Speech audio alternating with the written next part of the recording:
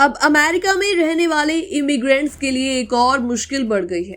इस बार निशाने पर है उनके लैंडलॉर्ड्स, यानी वो मकान मालिक जिनसे किराए पर घर लिया गया है।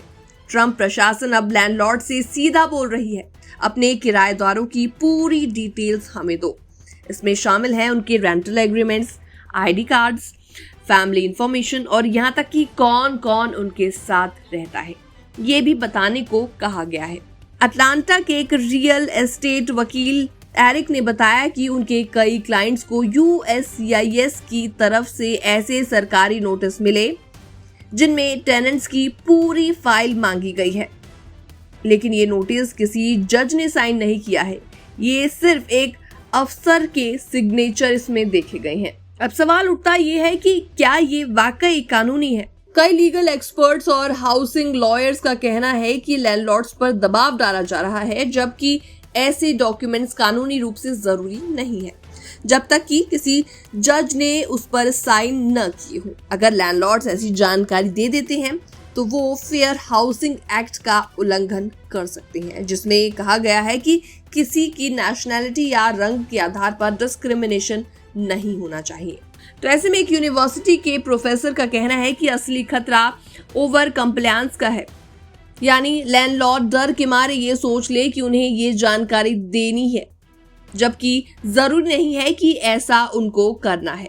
आइस पहले भी ऐसे डॉक्यूमेंट्स इस्तेमाल करता रहा है, लेकिन आमतौर पर पुलिस या सरकारी ऑफिसर्स को भेजे जाते थे।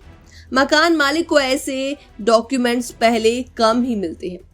ऐसे में एक वकील बताती हैं कि उनके एक क्लाइंट को पिछले महीने आइस की तरफ से एक वेग वॉइस मेल रिसीव हुआ जिसमें एक टेनेंट की जानकारी मांगी गई थी।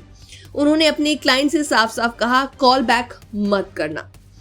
कैलिफोर्निया में एक कोस्टलाइन इक्विटी नाम की प्रॉपर्टी मैनेजमेंट कंपनी के CEO ने बताया कि उनके पास कई प्रॉपर्टी मैनेजर्स के कॉल आ चुके हैं। टेनेंट डर गए हैं कि आइस कहीं लैंडलॉर्ड से उनकी जानकारी न ले ले। तो ऐसे में फिलहाल काफी ज्यादा डर का माहौल है, काफी ज्यादा खौफ का माहौल देखा जा रहा है।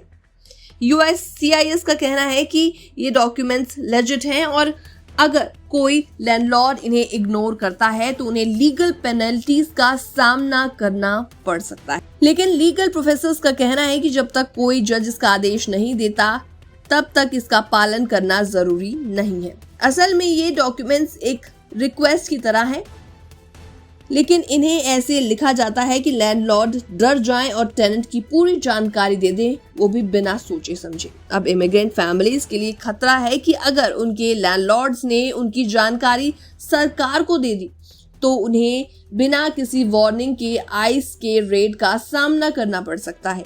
बहरहाल इस रिपोर्ट में इतना ही। बाकी तमाम अपडेट्स के लिए बने रहिए NBT इंटरनेशनल के साथ।